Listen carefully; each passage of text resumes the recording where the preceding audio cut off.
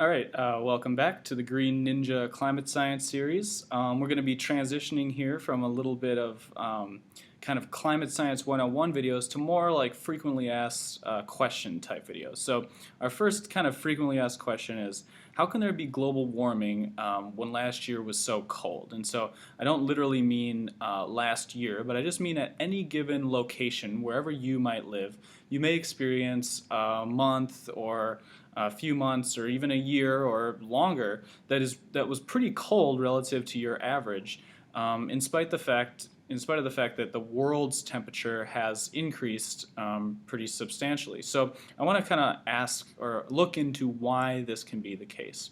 So to set this up, I want to show you another graph of globally averaged surface temperature over land. This is from the Berkeley Earth Surface Temperature data set.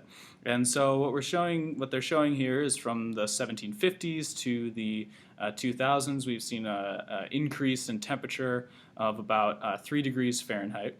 But I want you to notice the difference between the red line, which is a 10-year moving average. So each single dot on here is an average of 10 years total, versus the 12-month moving average, which is showing you the average, for each given kind of year, or a moving average for each year.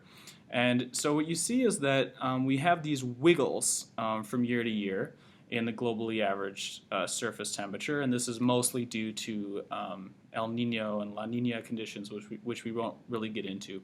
But you can see that the wiggles in the globally averaged surface temperature over land are relatively small compared to the overall increase in temperature. So just to take an example, the coldest years in the 2000s were still warmer than the warmest years in the 1980s, because the rate of warming of the long-term warming is a lot larger than the year-to-year variability. But what happens is this is not the case at any given location where you might live. And so this gets to the point of why given locations can be cold in spite of the globe getting warmer. So just to give you an idea of how this works, let's just take a very kind of basic cartoon look at the Earth's surface. So let's say this is water here, and we have some continents here. And let's say that you live right at this point. So nobody lives in the global average, right? Everyone just lives at one single point on the surface of the Earth. And so if you live here, your temperature is not every single point on the Earth is the same temperature as the global average, right? So what happens is your temperature is controlled by the way that cold and warm air masses might be moving over your given location. So let's say that right now the Earth's temperature, what you're looking at, is 60 degrees Fahrenheit. In this cold air blob, let's say it's 40 degrees Fahrenheit, and in this warm air blob, it's 80 degrees Fahrenheit, and the rest of it is 60 degrees Fahrenheit. And these approximately equal each other, so the average is 60. Now, what's going to happen at your given location in terms of temperature if these air masses start to move around, which is actually what does happen in the real Earth system. So we have cold fronts and warm fronts, which are just cold and warm air masses moving around the surface of the planet. So let's say that the cold air moves to the south and the warm air moves to the north. So first, the warm air moves over your given location. So you went from 60 to 80 degrees, and now back to 60, and now the cold air moves over your location, so now you're down to 40 degrees. So your given location experienced a big swing in temperature over that time period. But what happened to the globally averaged temperature here? Well, nothing, right? Because I didn't change the shape of these two air masses. I'll just say for the sake of argument that the temperature stayed exactly the same of these two air masses. So what happened is I just moved them around. And so if you average over the entire surface of the planet, you don't get any change. But at any given location, like at this location, you did get a big change.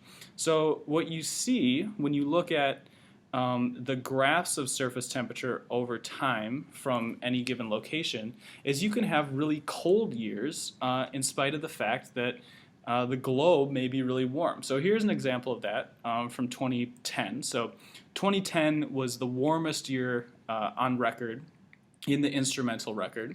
And what this map is showing is locations on the globe that were above average and locations of the globe that were below average in terms of temperature for 2010. So keep in mind, 2010 is the warmest year on record in the instrumental record, so going back to the 1800s. But that does not mean that every single location on the surface of the planet was warmer than average. So if you look at central Russia and Mongolia, you look at Europe, you look at central Australia, you look at parts of South America, you look at Florida, those areas actually experienced colder than average temperatures, despite the fact that the globe overall set the record for the warmest temperature on record. And so another way to look at that is in terms of time series plots at given locations. So remember, here's our graph of the time series for the globally average land temperature. And just to remind you, we saw an increase of about 3 degrees Fahrenheit overall since the 17 and 1800s. But now let's look at a graph from a given location. So let's look at Washington, D.C. Now, what you'll see here is that Washington, D.C. has experienced about the same amount of warming relative to the 17 and 1800s as the globe has. It's basically increased by about 3 degrees Fahrenheit in Washington, D.C. Over that time period. However, when you look at this 12-month moving average, these wiggles are way more intense than at the global average. And this is because of this issue of warm air masses and cold air masses moving over your location at any given time. So what this means, going back to our question of how can there be global warming when last year is so cold? Well, let's take a look at right here. This might be, say, 2008 in Washington, D.C. That year was relatively cold compared to the years in the late 90s and early 2000s.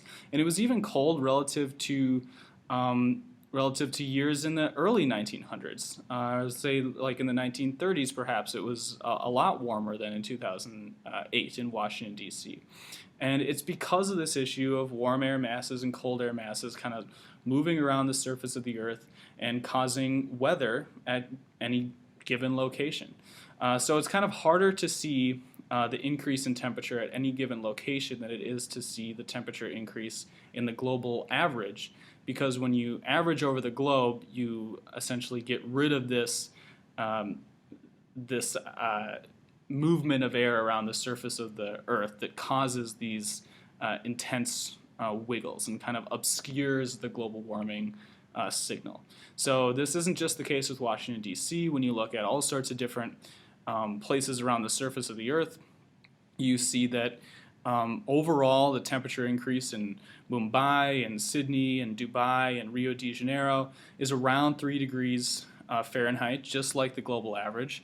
But the noisiness of the data, the wiggles in the data, are a lot higher in any given location than they are in the global average. So it just means that wherever you live, you're perfectly capable of having a pretty cold year any given year, in spite of the fact of long-term warming. And it doesn't mean that your area is not warming. It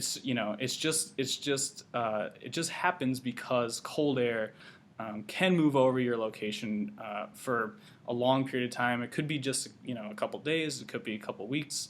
It could be as long as a year where you have colder than average weather. And it really doesn't mean anything unless you come up with a data set like this and see, okay, how is the long-term change in temperature reacting? You can't just pick out any given year and draw any conclusions from that. So hopefully that helps explain a little bit how any given location can have a cold year, and it's not inconsistent with the idea that the globe is warming or even that your location is warming in the long term.